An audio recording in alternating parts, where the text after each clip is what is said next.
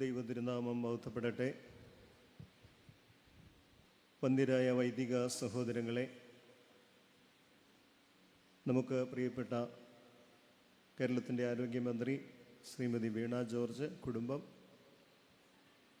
കർത്താവിൽ പ്രിയപ്പെട്ട സഹോദരങ്ങളെ, വലിയ വെള്ളിയാഴ്ചയുടെ പ്രാർത്ഥനകൾ 9 മണി വരെയുള്ള പ്രാർത്ഥനകൾ പൂർത്തീകരിക്കുകയും ശ്ലീബ വന്ദനവിലേക്ക് നമ്മൾ പ്രവേശിക്കുകയും ചെയ്യുന്നതിന് മുമ്പുള്ള സമയമാണ്. ഇതുവരെ നാം വായിച്ചു പൂർത്തീകരിച്ച എവങ്കേലിയൻ ഭാഗങ്ങളിൽ ബന്ധപ്പെടുത്തി തലയോടിടം എന്ന പേരുള്ള സ്ഥലത്ത് അവർ എത്തി. അവിടെ അവർ അവനെ ക്രൂശിച്ചു എന്ന് പറയുന്നു. അല്പസമയത്തെ ചിന്ത കൊണ്ട് ക്രൂശിക്കപ്പെട്ട സ്ഥലത്തിൻ്റെ ചില പ്രാധാന്യങ്ങളും, രണ്ടാമത് ക്രൂശ് ഈ ദുഃഖവെള്ളിയാഴ്ചയിൽ ദൈവാലയത്തിൻ്റെ മധ്യേ നാട്ടിയിരിക്കുന്ന ക്രൂശ്, കാൽവറിയുടെ മുകളിൽ ഉയർത്തപ്പെട്ട ക്രൂശ് നമ്മുടെ ജീവിതത്തിന് എന്ത് സന്ദേശം നൽകുന്നു എന്നുള്ളതിനെ സംബന്ധിച്ചും, പ്രായോഗികമായ ക്രിസ്തീയ ജീവിതത്തിൽ ഇന്നത്തെ സംഭവം, പ്രധാനപ്പെട്ട ഒരു സംഭവം നമുക്ക് നൽകുന്ന ഒരു സന്ദേശവും ചേർത്ത് 3 കാര്യങ്ങൾ പറഞ്ഞുകൊണ്ട് അവസാനിപ്പിക്കുവാൻ തക്കവണ്ണം ആഗ്രഹിക്കുകയാണ്. തലയോടിടം എന്നു പേരുള്ള ഒരു സ്ഥലത്ത് എത്തി. അവിടെ അവർ അവനെ ക്രൂശിച്ചു. ഈ സ്ഥലത്തിൻ്റെ പ്രാധാന്യമെന്നുള്ളത് പുരാതന കാലം മുതലേയുള്ള ശ്മശാന സ്ഥലമായിരുന്നു. തലയോട്ടികൾ കൊണ്ട് നിറഞ്ഞ തലയോട്ടിക്കുന്നിൻ്റെ മുകൾ വശം, ആദ്യ മാതാപിതാക്കന്മാർ അന്തി ഉറങ്ങുന്ന സ്ഥലം. ഇന്നത്തെ 9 മണിയുടെ അവസാനത്തെ സിദറായിൽ നമ്മൾ വായിച്ചു നിർത്തിയത്, മറഞ്ഞു കിടന്ന ആദാമിൻ്റെ വായിലേക്ക് മശിഹാ തമ്പുരാൻ്റെ വിലാവിൽ നിന്നൊഴുകിയ ചോരയും നീരും ഇറ്റിറ്റു വീണു അവൻ ജീവൻ പ്രാപിച്ചുവെന്നാണ്. ആദ്യ മാതാപിതാക്കൾ അന്തി ഉറങ്ങുന്ന സ്ഥലം ഓദോം സേത്തുറായിലെ മണ്ണ് എന്ന് നമ്മുടെ സദന പുസ്തകങ്ങളിൽ കിടക്കുന്നു. ഭൂമധ്യ രേഖ കടന്നു പോകുന്നതും ഉത്തര ധ്രുവവും ദക്ഷിണ ധ്രുവവും സംയോജിക്കുന്നതുമായ ഭൂമിയുടെ ഒത്ത മധ്യഭാഗം, മിഡിൽ ഈസ്റ്റ് എന്ന് പറയുന്ന സ്ഥലം.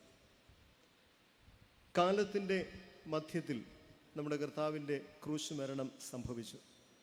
BC യുടെയും AD യുടെയും മധ്യേ കാലത്തെ രണ്ടായിട്ട്, ഒന്ന് പുറകിലേക്കും മറ്റൊന്ന് മുമ്പിലേക്കും പകുക്കുന്നത് അവൻ്റെ മനുഷ്യാവതാരമാണല്ലോ.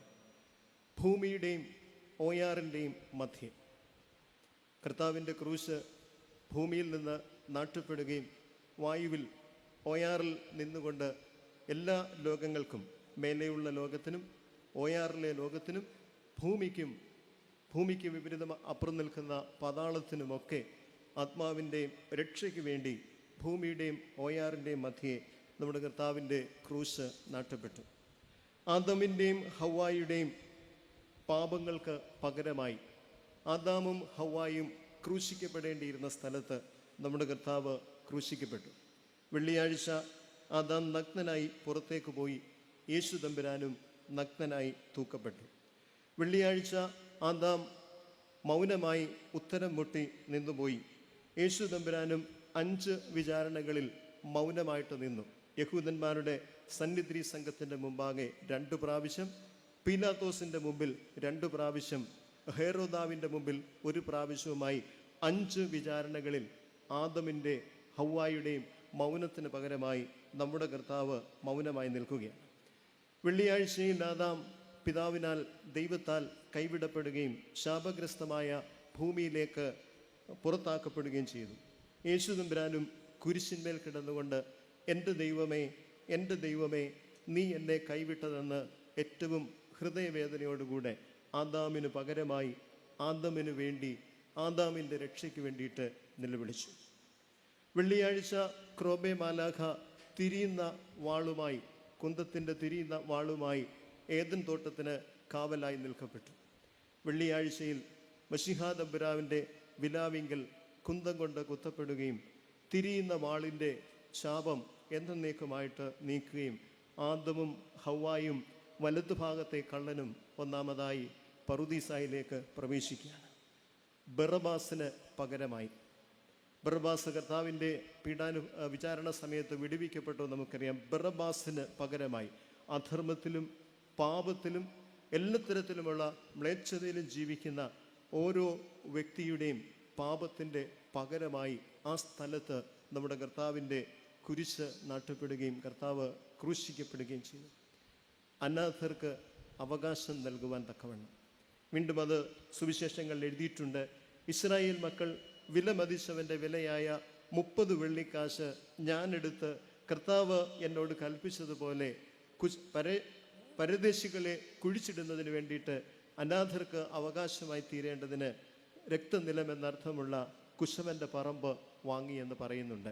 അനാഥർക്കും വിധവമാർക്കും അവകാശമുണ്ടാകേണ്ടതിന്, തള്ളപ്പെട്ടവർക്ക് അവകാശമുണ്ടാകേണ്ടതിന് നമ്മുടെ കർത്താവ് ക്രൂശിക്കപ്പെട്ടു എന്ന് നാം കാണുന്നുണ്ട്. അപ്പോൾ അവൻ ക്രൂശിക്കപ്പെട്ടത് ആദമിൻ്റെയും ഹവ്വായുടെയും എല്ലാ വിധത്തിലുമുള്ള സിൻസ് ആൻഡ് ഫോളീസ്, പാപമൊഴിച്ചെല്ലാം അവൻ ഏറ്റെടുത്തു.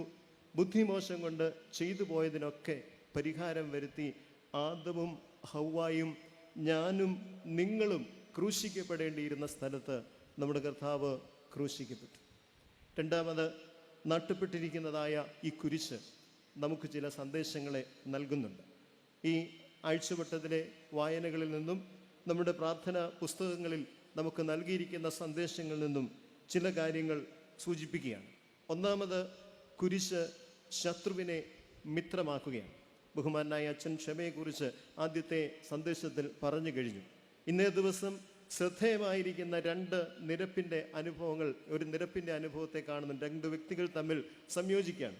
ദീർഘകാലമായി ഭരണപരമായും നയതന്ത്രപരമായും ഉത്തരവാദിത്തങ്ങൾ ഇരിക്കുന്നത് കൊണ്ട് ഈഗോ ക്ലാഷിലായി തീർന്നിട്ട് അന്യോന്യം ശത്രുക്കളായി ഒരു കോമ്പൗണ്ടിനകത്ത് തന്നെ താമസിക്കുമ്പോഴും അന്യോന്യം ശത്രുക്കളായിട്ട് കഴിഞ്ഞിരുന്ന ഹേറോദാവും പീലാത്തോസും കുരിശിൻ്റെ മുമ്പിൽ വെച്ച് നിരപ്പായി തീരുകയാണ്. കുരിശ് നമുക്ക് നൽകുന്ന സന്ദേശം നിരപ്പിൻ്റെതാണ്. എഫേസ്യ ലേഖനത്തിൻ്റെ 2-ാം അധ്യായം അതിൻ്റെ 11-ാമത്തെ വാക്യത്തിൽ പൗലോസ് അപ്പോസ്തലൻ ഓർമ്മിപ്പിക്കുന്ന, അവൻ നമ്മുടെ സമാധാനം, അവൻ ഇരുപക്ഷത്തെയും ഒന്നാക്കി ചട്ടങ്ങളും ന്യായപ്രമാണവുമാകുന്ന ശത്രുത്വം എന്ന വേലി പൊളിച്ചു, വേർപാടിൻ്റെ നടിച്ചുവർ ഇടിച്ചു കളഞ്ഞ് ഇരുപക്ഷത്തെയും തന്നിൽ പിതാവിനോട് ഒന്നായിട്ട് നിരപ്പിക്കുവാനായിട്ടാണ് അവൻ കടന്നു വന്നത്. അവൻ കടന്നു വന്ന് ദൂരസ്ഥർക്ക് സമാധാനം, സമീപസ്ഥർക്ക് സമാധാനം, എല്ലാവരെയും ക്രിസ്തു മുഖാന്തരം പിതാവിങ്കലേക്ക് ഒന്നാക്കി ചേർത്തു. ഒഴിഞ്ഞ ക്രൂശ് നമുക്ക് നൽകുന്ന സന്ദേശം, ഇതിൽ വരിച്ചവൻ ശത്രുവിനെ മിത്രമാക്കുവാൻ തൻ്റേതായിരിക്കുന്ന ബലി കൊണ്ട് അത് പൂർത്തീകരിച്ചിട്ടുള്ളവനാണ്. കുരിശിൽ വെച്ചുള്ള അവൻ്റെ പ്രാർത്ഥനയും അങ്ങനെയായിരുന്നു. അവൻ പ്രാർത്ഥിച്ചു, പിതാവേ, ഇവർ ചെയ്യുന്നത് എന്താകുന്നുവെന്ന് അറിയാത്തത് കൊണ്ട് ഇവരോട് ക്ഷമിക്കണം. രണ്ടാമതായി, കുരിശ് വിജയത്തിൻ്റെ പ്രതീകമാണ്. തിന്മയുടെ മേൽ നന്മ വിജയം പ്രാപിച്ചതിൻ്റെ പ്രതീകമായിട്ടാണ് കുരിശ് എല്ലായ്പ്പോഴും കാണുന്നത്. കർത്താവ് സാത്താൻ്റെ പ്രവർത്തനത്തെക്കുറിച്ച് പറയുന്നുണ്ട്. എല്ലായ്പ്പോഴും വെള്ളപൂശി നല്ല രീതിയിൽ ബിഹേവ് ചെയ്ത് നമ്മുടെ അരിക്കൽ ആകർഷണത്തോടുകൂടെ വരുന്ന സാത്താൻ എങ്ങനെയുള്ളവനാണെന്ന് കർത്താവ് സൂചിപ്പിക്കുന്നുണ്ട്. മോഷ്ടിപ്പാനും അറുപ്പാനും മുടിപ്പാനുമല്ലാതെ കള്ളൻ വരുന്നില്ല, എന്നാൽ ഞാൻ വന്നിരിക്കുന്നത് അവർക്ക് ജീവൻ ഉണ്ടാകുവാനും സമൃദ്ധിയായ ജീവൻ ഉണ്ടാകുവാനുമായിട്ടാണ്. ഞാൻ ഈ അടുത്ത സമയത്ത് വായിച്ചു, ഡെത്ത് എന്നുള്ളത് ഒരു ഫോറിൻ ബോഡിയാണ്. അതായത് ഫോസിലുകളെ കുറിച്ചുള്ള പഠനം ശ്രദ്ധിച്ചാൽ മൃഗങ്ങളുടെയും മറ്റ് ജീവജാലങ്ങളുടെയും ഒക്കെ ഫോസിലുകൾ ശ്രദ്ധിച്ചാൽ അത് ഡീക്കേ ആകുവാനായിട്ടുള്ള ഒരു അടിസ്ഥാനപരമായ അലൈൻമെൻറ്റിലാണ് ഉണ്ടാകുന്നത്. പക്ഷേ മനുഷ്യൻ്റെ ഫോസിൽ ശ്രദ്ധിച്ചാൽ അത് നശിച്ചു പോകാൻ വേണ്ടിയിട്ടുള്ളതല്ല.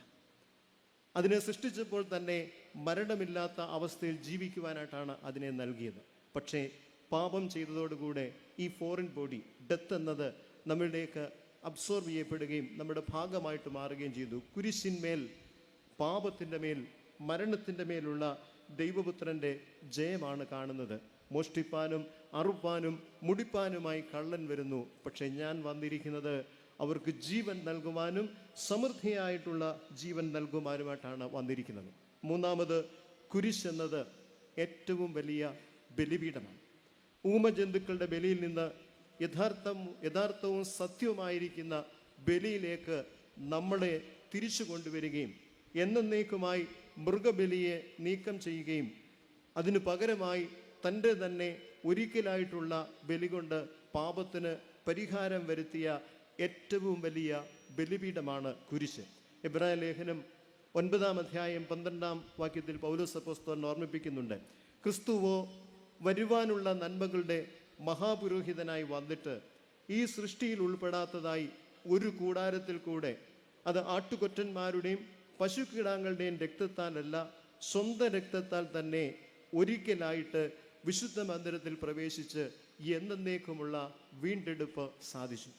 കർത്താവ് പ്രാണനെ വിടുന്ന സമയത്ത് ദൈവാലയത്തിൻ്റെ തിരശ്ശീല മേൽത്തൊട്ട് അടിവരെ രണ്ടായി ചിന്തപ്പെടുകയും കർത്താവിൻ്റെ പാപപരിഹാര രക്തം വഴിയായി സ്വർഗരാജ്യത്തിലേക്ക്, ദൈവഭവനത്തിലേക്ക്, ദൈവസന്നിധിയിലേക്കുള്ള നമ്മുടെ പ്രവേശനം അത് പൂർണ്ണമായി സാധ്യമായി. ഒന്നാമത് കുരിശ് ശത്രുവിനെ മിത്രമാക്കുന്ന അനുഭവമാണ്.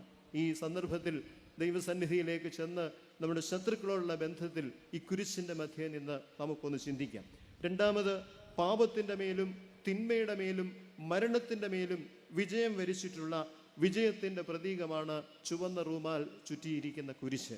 എത്രത്തോളം പാപമെന്നതിനോടും ജഡമെന്നതിനോടും മരണമെന്നതിനോടും നാം പോരാടുന്നു എന്നതിനെ ആശ്രയിച്ചിരിക്കും കുരിശിൻ്റെ വിജയം നമ്മുടെ ജീവിതത്തിലേക്ക് കടന്നു വരുന്നത്. മൂന്നാമത്, കുരിശ് എന്നത് ഏറ്റവും വലിയ ബലിപീഠമാണ്. ഒരിക്കലായി എന്നേക്കുമായി പാപത്തിന് പരിഹാരം വരുത്തിയ വലിയ ബലിപീഠം. നാലാമത്, ഒഴിഞ്ഞ കുരിശ് എല്ലായ്പ്പോഴും അതാണ് ഏറ്റവും വലിയ പ്രസംഗപീഠം.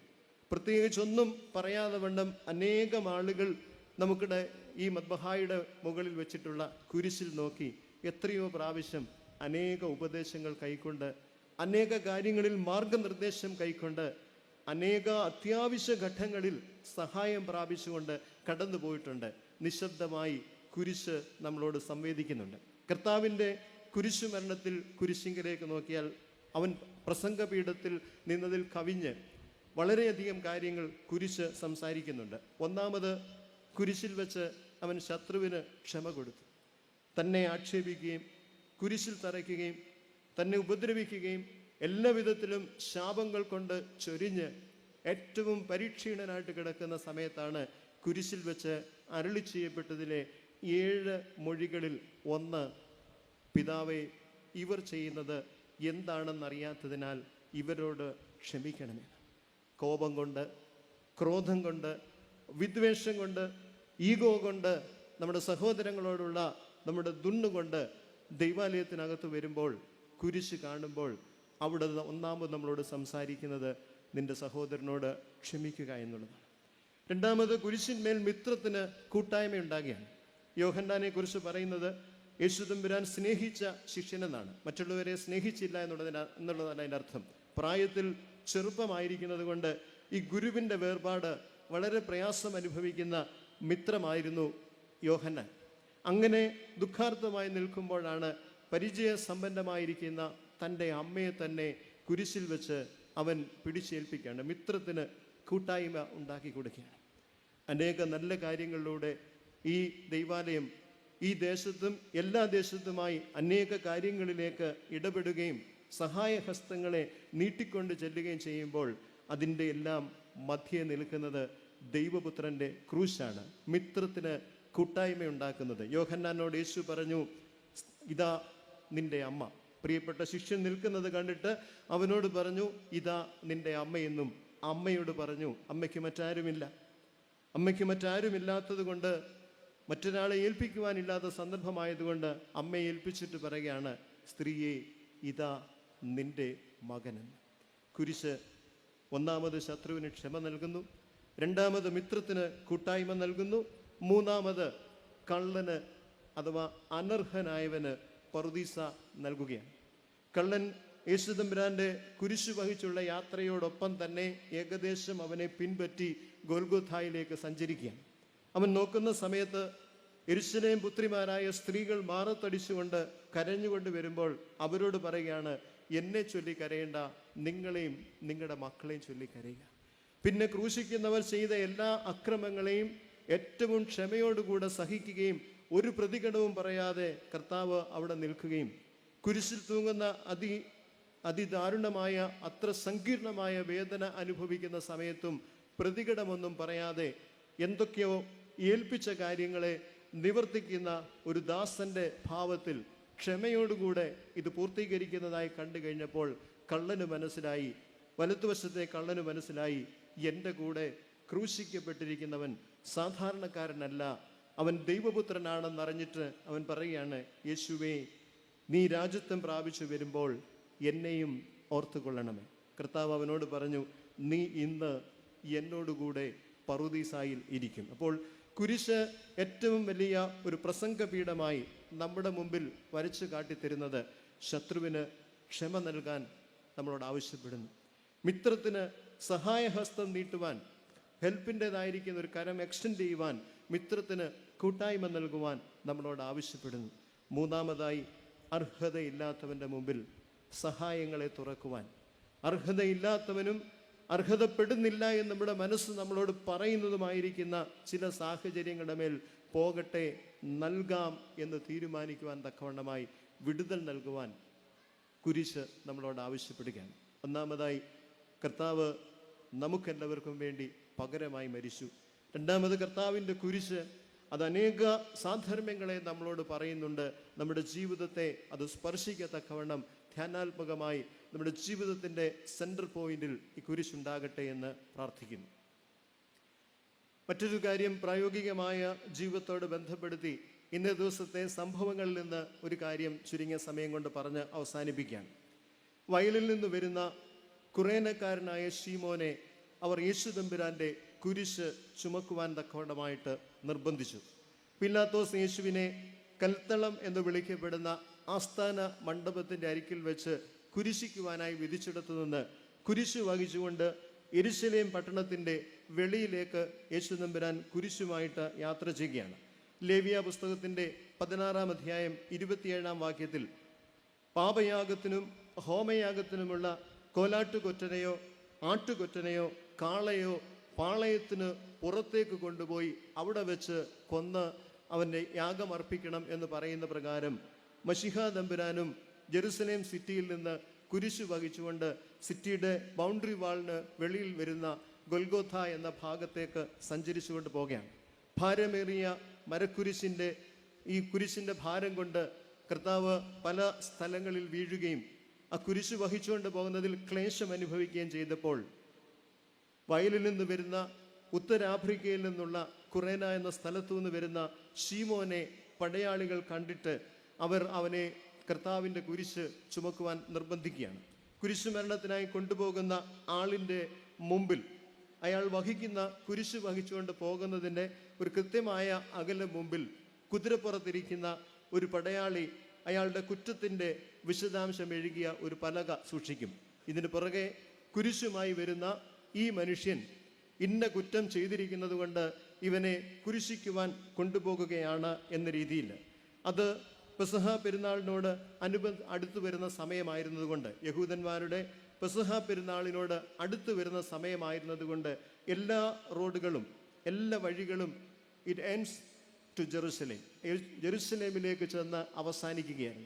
ഡയസ്പോറയിലുള്ള എല്ലാ യഹൂദന്മാരും പെരുന്നാളിനായി സംബന്ധിക്കുന്നത് പോലെ ഉത്തരാഫ്രിക്കയിൽ നിന്ന് ഒരു മഹാഭാഗ്യവാനായ മനുഷ്യനായ ശീമോൻ കടന്നു വരികയാണ് കർത്താവിൻ്റെ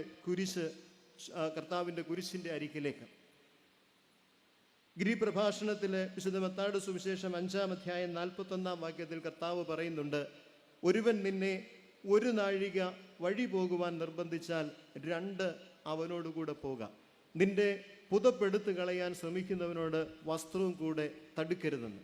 അധിനിവേശ പ്രദേശമായിരുന്നത് കൊണ്ട് സൈനിക ആവശ്യങ്ങൾക്കായിട്ട് പോകുന്ന സൈനികര് അവർ പോകുന്ന വഴികൾ വിജനമായിരുന്നാൽ കണ്ടുമുട്ടുന്ന അവർ കീഴടക്കിയിരിക്കുന്ന രാജ്യത്തിലെ പ്രജകളിൽ ആരെയെങ്കിലും കണ്ടാൽ അവരോട് ഒരു സ്ഥലം മുതൽ മറ്റേ സ്ഥലം വരെ, ആ ആളിന് പോകേണ്ടതല്ല എങ്കിൽ കൂടെ ഒരു സ്ഥലം മുതൽ മറ്റേ അറ്റം വരെയുള്ള സ്ഥലം വരെ അവൻ നിർബന്ധിച്ച് കൊണ്ടുപോകുമായിരുന്നു.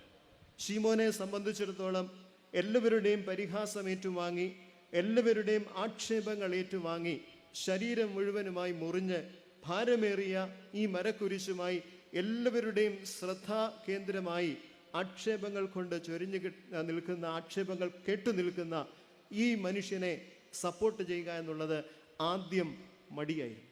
സുവിശേഷങ്ങളിൽ ഇങ്ങനെ എഴുതി, പടയാളികൾ ഉത്തരാഫ്രിക്കയിൽ നിന്ന് വരുന്ന, വയലിൽ നിന്ന് വരുന്ന ശീമോനെ കണ്ടിട്ട് യേശു തമ്പുരാന്റെ കുരിശ് ചുമക്കുവാൻ അവനെ നിർബന്ധിച്ചുവെന്നാണ്. ആദ്യം അവനെ സംബന്ധിച്ചിടത്തോളം അതിലൊരല്പം ജാള്യതയുണ്ടായിരുന്നു, അതിലൊരല്പം മടിയുണ്ടായിരുന്നു, അതിലൊരു അല്പം അവൻ സങ്കോചത്തോടുകൂടെ അവൻ അങ്ങനെ നിൽക്കുമ്പോൾ പടയാളികൾ നിർബന്ധിച്ച് അവനെ ആ കുരിശ് ചുമപ്പിക്കുകയാണ്. ഈ ഭാഗത്തേക്ക് വരുന്നതിന് മുമ്പ് ആശയം ഒന്ന് സൂചിപ്പിക്കുകയാണ്. ലക്ഷ്യമില്ലാത്ത പാദങ്ങളുമായി യാതൊന്നും ഈ ലോകത്ത് നടക്കുന്നില്ല. Nothing walks with an aimless feet. ലക്ഷ്യമില്ലാത്ത പാദങ്ങളുമായി ഈ ലോകത്ത് യാതൊന്നും സംഭവിക്കുന്നില്ല. ശീമോനെ സംബന്ധിച്ചിടത്തോളം അത് ആകസ്മികമായിരുന്ന ഒരു സംഭവമാണ്, ഒരു ആക്സിഡൻ്റൽ ഇൻസിഡൻ്റ് ആണ്. അവൻ ഈ കാഴ്ചയൊക്കെ കാണുന്നതും അവിടേക്ക് ചെല്ലുകയും ചെയ്യുന്നത്. ആദ്യം അവൻ വെറുക്കുകയും, കർത്താവിൻ്റെ കുരിശ് ചുമക്കുന്നതിന് ആദ്യം അവൻ വെറുക്കുകയും, ആദ്യം അവൻ മടി കാണിക്കുകയും, പിന്നീട് അതൊരു പദവിയും ഭാഗ്യവുമായിട്ട് കണ്ട് ഒരു പുതിയ എക്സ്പീരിയൻസായി, ഒരു പുതിയ ദർശനമായി, പുതിയൊരു മനുഷ്യനായിട്ട് അവൻ്റെ രൂപാന്തരത്തെ മുഴുവൻ ഈ സംഭവം, ക്രിസ്തുവിൻ്റെ കുരിശിൻ്റെ ചുവട് താങ്ങുന്നത് അവനെ രൂപാന്തരപ്പെടുത്തിയിരിക്കുകയാണ്. ആകസ്മികത എന്ന് പറയുന്നത് നമ്മളൊക്കെയും പലപ്പോഴും പറയുന്നത് ആകസ്മികമായിട്ട് ഒട്ടും പ്രതീക്ഷിക്കാത്ത സമയത്ത് സംഭവിച്ചു പോയതാണ്. അത് മനുഷ്യൻ്റെ പദ്ധതിയിലാണ്. ദൈവത്തിൻ്റെ പദ്ധതിയിൽ സർവ്വലോകത്തോടും ബന്ധപ്പെടുത്തി, ഓരോ മനുഷ്യനോടും ബന്ധപ്പെടുത്തി, സമയത്തോട് ബന്ധപ്പെടുത്തി, ചരിത്രത്തോട് ബന്ധപ്പെടുത്തി, കാലത്തോട് ബന്ധപ്പെടുത്തി ഒരു കാര്യവും ആകസ്മികമല്ല. ഈവൻ സെക്കൻഡ്സ് പോലും ദൈവം കൃത്യമായിട്ട് കണക്ക് കൂട്ടിയിട്ടുള്ളതാണ്.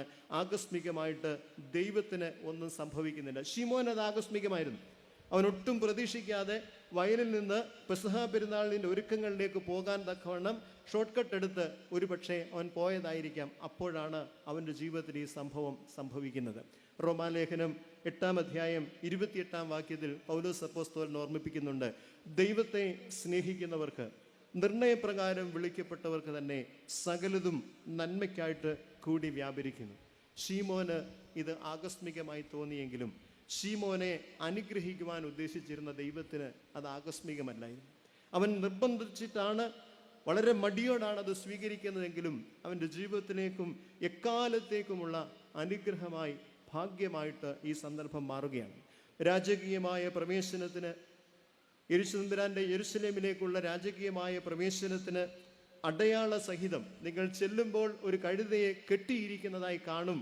അതിനെ അഴിച്ചുകൊണ്ടുവരും. അടയാള സഹിതമായി ഒരു കഴുതയും, പെസഹ ഭുജിക്കുവാൻ തക്കവണ്ണം വിരിച്ചൊരുക്കിയിരുന്ന ഒരു മാളികയും, കുരിശിൻ്റെ വഴിയിൽ തുടയ്ക്കുവാൻ ഒരു തുവാലയുമായി ബേർനിസിനെയും, അമ്മയെ ഏൽപ്പിക്കുവാൻ ഒരു ശിഷ്യനെയും, മരണത്തിന് തൊട്ടു മുമ്പായി ഞാൻ എന്തിനീ ലോകത്തിലേക്ക് വന്നിരിക്കുന്നു എന്നത് തെളിവോടെ പ്രഖ്യാപിക്കുവാൻ, പറുദീസ നൽകുവാൻ കുരിശിൻ്റെ അടുത്ത് ഒരു കള്ളനെയും, അടക്കുവാൻ തക്കവണ്ണമായി, ആരും കൂടെ ഇല്ലാതിരിക്കുമ്പോൾ അടക്കുവാൻ തക്കവണ്ണമായി ഒരു പുതിയ കല്ലറയും, തന്നെ അടക്കുവാൻ തക്കവണ്ണം പരസ്യമായ ശിഷ്യന്മാരെല്ലാം വിട്ട് ഓടിപ്പോയ സമയത്ത് രഹസ്യത്തിലുള്ള എന്നാൽ പ്രതാപമുള്ള ധനികരായിരുന്ന 2 ശിഷ്യന്മാരെയും കരുതി നിർത്തിയവൻ, പ്രവേശനത്തിന്, രാജകീയ പ്രവേശനത്തിന് കഴുത, കുർബാന അർപ്പിക്കുവാൻ തക്കവണ്ണം വിരിച്ചൊരുക്കിയതായ മാളിക, അമ്മയെ ഏൽപ്പിക്കുവാൻ തക്കവണ്ണം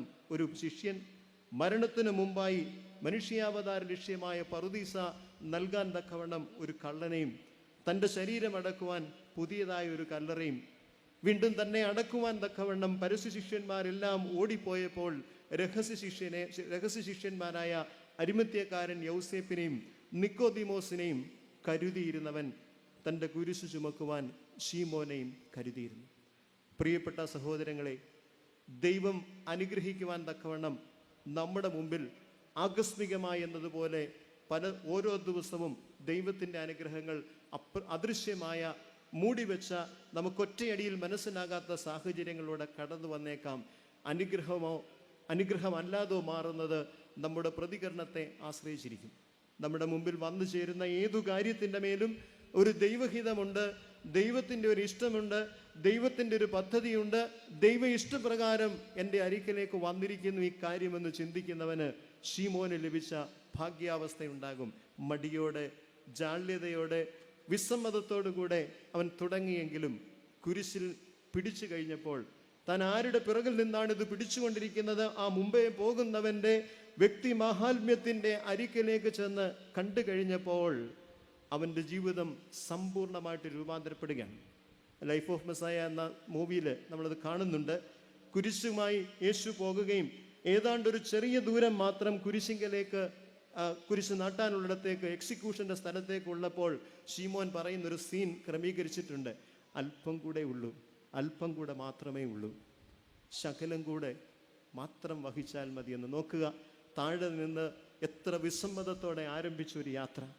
പക്ഷേ മുകളിലേക്ക് ചെല്ലുമ്പോൾ അതിൻ്റെ ഭാരം കൂടുതലായി അവൻ്റെയും തോളിലേക്ക് വന്നപ്പോൾ കൂട്ടായ്മയുടെ, ക്രിസ്തുവുമായുള്ളൊരു കൂട്ടായ്മയുടെ അനുഭവത്തിലേക്ക് വരികയാണ്. ഗോത്രപിതാക്കന്മാരുടെ പിതാവായ യാക്കോബിൻ്റെ പുത്രൻ യൗസേപ്പ് 17-ാമത്തെ വയസ്സിൽ അപ്പൻ്റെ ഭവനം വിട്ടു പോയതാണ്.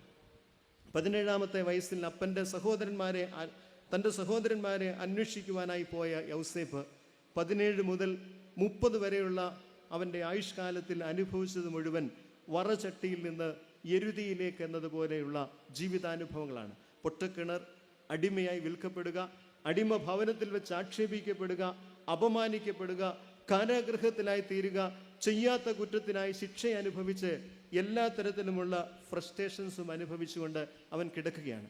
ലോകപ്രകാരം നോക്കിയാൽ പരാജയപ്പെട്ടു പോയ ഒരു ജീവിതം.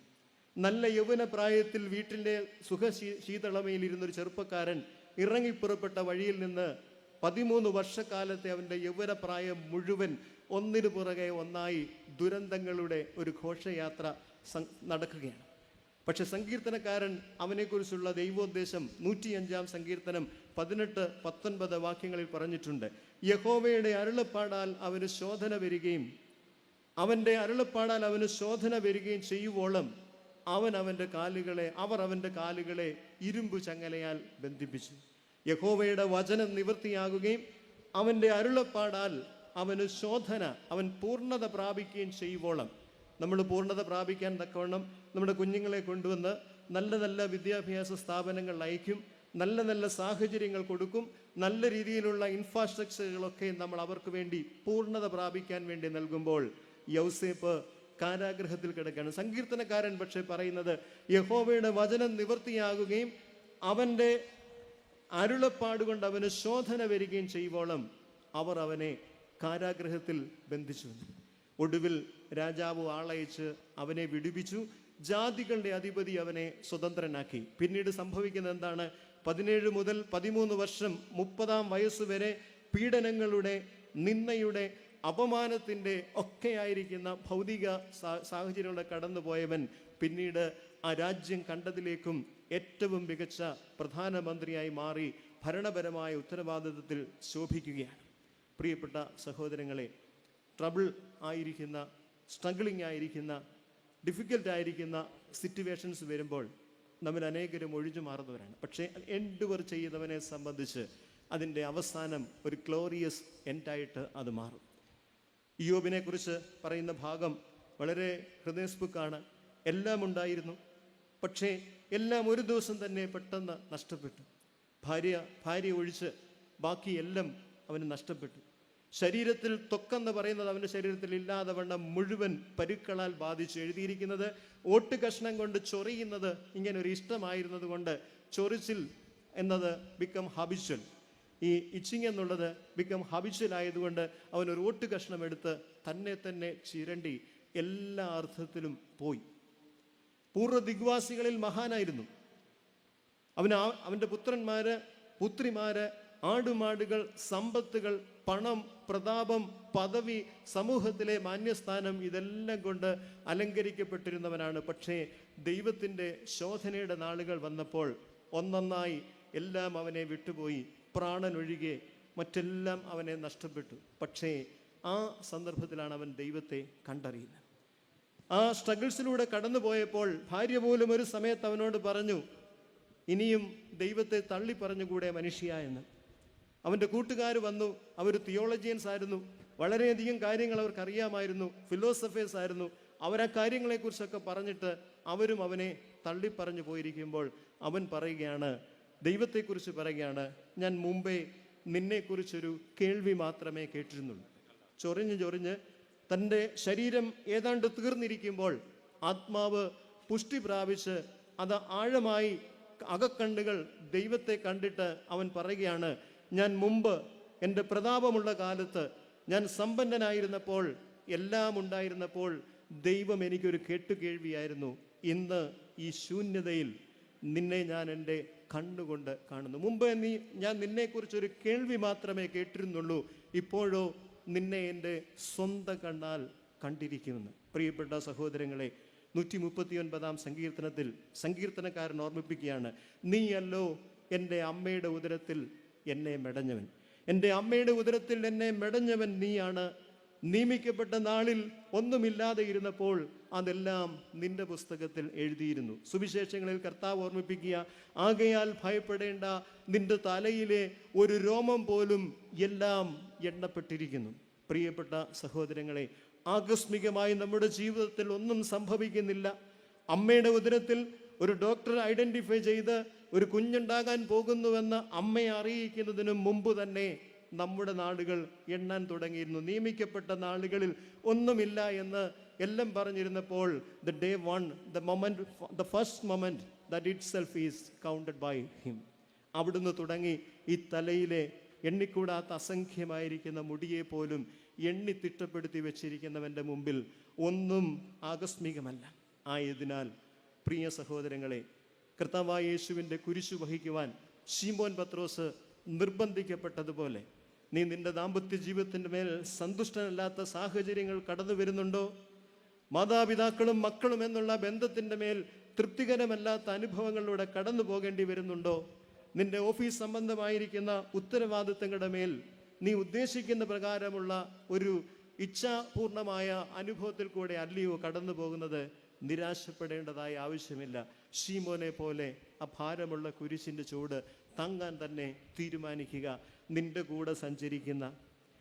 കൂടെ സഞ്ചരിക്കുന്ന നീ അറിയാതെ നിന്നെ ഉള്ളം കൈകളിൽ വഹിക്കുന്ന, അങ്ങനെ യെശയ്യാവിൽ എഴുതിയിട്ടുണ്ട്, ഞാൻ നിന്നെ ഉള്ളം കൈയിൽ വഹിച്ചിരിക്കുന്നു. തീയിൽ കൂടി നടന്നാൽ നീ വെന്തുപോകയില്ല, വെള്ളത്തിൽ കൂടി കടന്നാൽ നിന്റെ മീതെ കവിയുകയില്ല എന്ന വാഗ്ദത്തമുള്ള ദൈവം നമ്മുടെ കൂടെ നടക്കുന്നത് കൊണ്ട് ഉത്തരാഫ്രിക്കയിൽ നിന്നുള്ള ഭാഗ്യവാനായ ഈ ശീമോനെ പോലെ മറ്റുള്ളവരുടെ ഭാരങ്ങൾ നമുക്കിഷ്ടമില്ലാതെ നമ്മുടെ മേൽ വെച്ചിട്ടുള്ള, നമുക്ക് മറ്റുള്ളവരെ കുറിച്ച് ഇഷ്ടമുണ്ടെങ്കിൽ ഏത് കാര്യവും നടക്കും.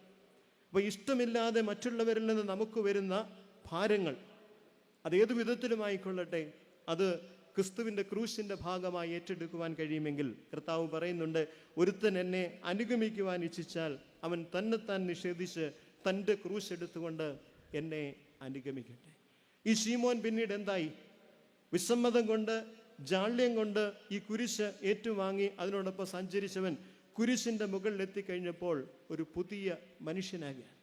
അവൻ ഗുരുവും നാഥനുമായിരിക്കുന്നതുകൊണ്ട് പറയുകയാണ്, അല്പം കൂടെ ഉള്ളൂ, കൂടെ ഞാനുമുണ്ട് എന്ന രീതിയിൽ പറയുകയാണ്. ഭാഗ്യവാന്മാരായ 2 പുത്രന്മാർ. പൗലോസ് അപ്പോസ്തലൻ ലേഖനങ്ങൾ അവരെക്കുറിച്ച് എഴുതിയിട്ടുണ്ട്. റൂഫോസും അലക്സാണ്ടറും കുറേനക്കാരനായ ശീമോന്റെ മക്കളാണ്. ആദ്യകാല സഭയുടെ പില്ലേഴ്സായിട്ട് മാറിയിരുന്ന 2 അനുഗ്രഹീതരായ പുത്രന്മാരായിരുന്നു. അലക്സാണ്ടറും റൂഫോസിൻ്റെയും അപ്പനായിരുന്നു ഈ ശീമോൻ എന്നത്. അവൻ്റെ മക്കൾ ക്രിസ്തുവിങ്കിലേക്ക് വന്നു. അവൻ്റെ ഭാര്യ, അവൾ ക്രിസ്തുവിൽ സാക്ഷ്യമുള്ളൊരു സ്ത്രീയായി മാറി. പൗലോസ് അപ്പോസ്തലൻ പറയാണ്, എനിക്കും കൂടെ അമ്മയായ റൂഫോസിൻ്റെ അമ്മ എന്ന്.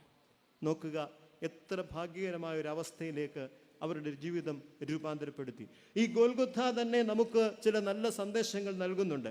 പാതി നോമ്പിൽ പള്ളിയുടെ മധ്യേ നാട്ടപ്പെട്ട ഈ ഗോകുൽത്ത, ഈ കഷ്ടാനുഭവ വാരത്തിന്മേൽ ഇത് കറുത്ത തുണി അരിഞ്ഞ് ധരിച്ച് കറുത്ത റൂമാൽ കെട്ടി, കറുത്ത ഊറാറ കൊണ്ട് കെട്ടി ഇതിനെ ഇപ്രകാരം ആക്കിയിരിക്കുന്നെങ്കിൽ, ഉയർപ്പ് പെരുന്നാളിൽ വിജയത്തിൻ്റെ സൂചനയായിരിക്കുന്ന ചുവപ്പ് പട്ടുകൊണ്ട് ഇത് പൊതിയപ്പെടുകയും വിജയത്തിൻ്റെ അടയാളമായിരിക്കുന്ന ചുവന്ന ഊറാറ കെട്ടിക്കൊണ്ട് ലോകത്തോട് ഇത് തന്നെ വിളിച്ചു പറയും, ഏതു കഷ്ടതയും ഏതു പ്രതിസന്ധിയും ഏതു ശോധനയും അത് താൽക്കാലികമാണ്, അതിൽ കൂടെ എൻഡുവർ ചെയ്യുന്നവൻ അവസാനം ഗ്ലോറിയസ് ആയിരിക്കുന്ന ഒരു ഭാവിയിലേക്ക് ചെന്നു ചേരും.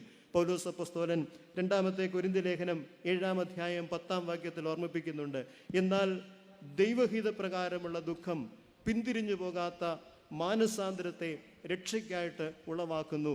ലോകത്തിൻ്റെ ദുഃഖമോ മരണത്തെ ഉളവാക്കുന്നു. ദൈവഹിതപ്രകാരമുള്ള ദുഃഖം പിന്തിരിഞ്ഞു പോകാത്ത മാനസാന്തരത്തെ രക്ഷയ്ക്കായിട്ട് ഉളവാക്കുന്നു. ഈ വലിയ വെള്ളിയാഴ്ചയുടെ ശുശ്രൂഷകൾ അനുഗ്രഹകരമായ പര്യവസാനത്തിലേക്ക്, കുരിശിൻ്റെ സന്ദേശം സ്നേഹത്തിൻ്റെ, ക്ഷമയുടെ, മിത്രത്വത്തിൻ്റെ, കരുണയുടെ, സഹാനുഭൂതിയുടേതൊക്കെയുമായി നമ്മുടെ മുമ്പിൽ വരട്ടെ.